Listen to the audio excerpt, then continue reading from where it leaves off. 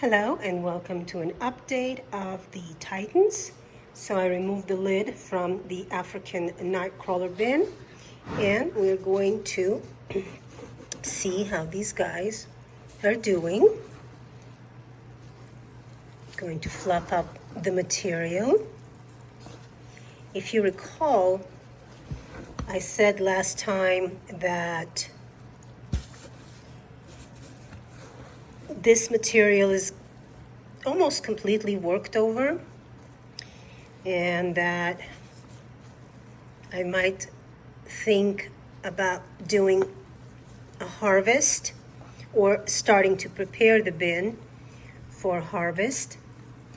And it looks like it should be right about time to do that. You also heard me say that I have been keeping, look at this, guys. I've been keeping the bins a little bit wetter than I typically do because the worms tend to like it just a bit wetter.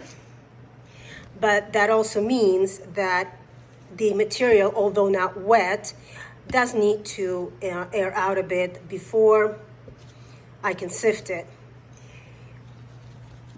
And no, you don't have to sift your material, but that is one way to separate the worms from the castings. So that's what I do.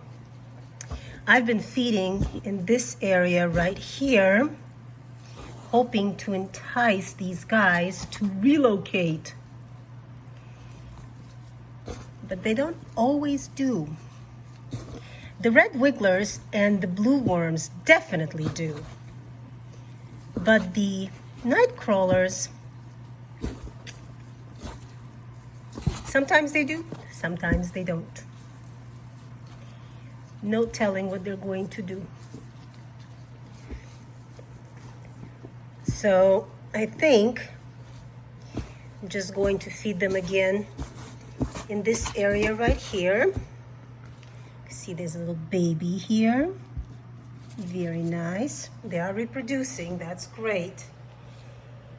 And I'm not going to give them any more bedding, at least not for now. I'm going to lay down something enticing for them. At least this is very enticing for my other worms. Let's see if it's as enticing for the Africans.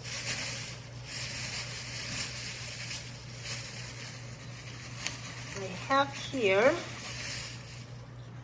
an apple that went bad. It was frozen and thawed out. So let me open this up, lay it down for them, and see if they'll go for it.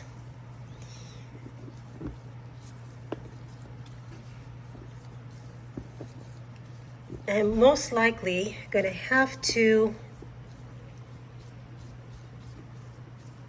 keep the lid off to let this material dry out or start to dry out. And this material, I'll just put some bubble wrap over it to make sure that this part does stay moist because I don't want that part to dry out. And when I say dry out, I don't mean dry by no means. I just mean dry enough where I can sift it. So I'm going to do that. Meanwhile, I'm going to leave the lid off, and I'm just going to cover it with a shade cloth, and that will give this bin aeration and prevent any fruit flies from getting in. So let's move over to the European Nightcrawler bin.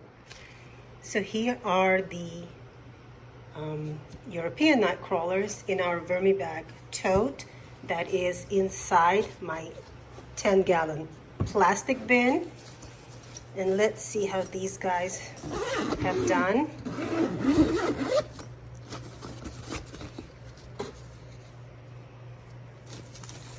I probably will have to get a larger piece of the bubble wrap because I really do want to keep everything really, really nice and moist.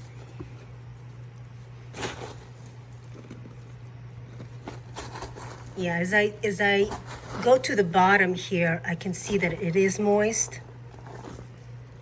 And it's only like the very top that's losing its moisture. And you see me feed a lot of high water content food because these systems need it. They breathe very, very well, and they need high water content food, or they need to be watered down a bit to maintain the proper moisture for these guys. What a fabulous specimen. Yes, I know, you guys are crawling. Now I'm even thinking what I'm going to do is just feed like right in the center here, getting as much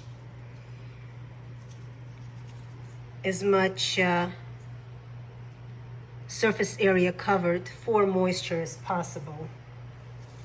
So they're going to get some watermelon.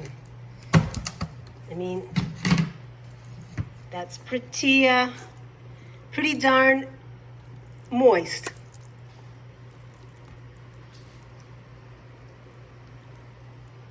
I'm just going to, I'm going to lose any of that wonderful liquid. This bin can handle it, and they will certainly appreciate it. So I'm just going to just kind of, yeah, just like that. A little bit of oyster shell combined with eggshell. And just cover it up lightly. I think they're going to really, really like this feeding.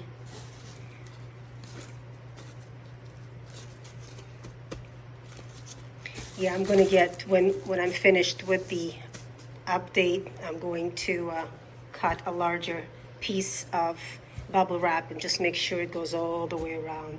But that's it. That's our update. These guys are looking good. Their size is wonderful, and the material looks good. So that's another update, and we'll leave them alone and check back with them next time. So thanks for joining me.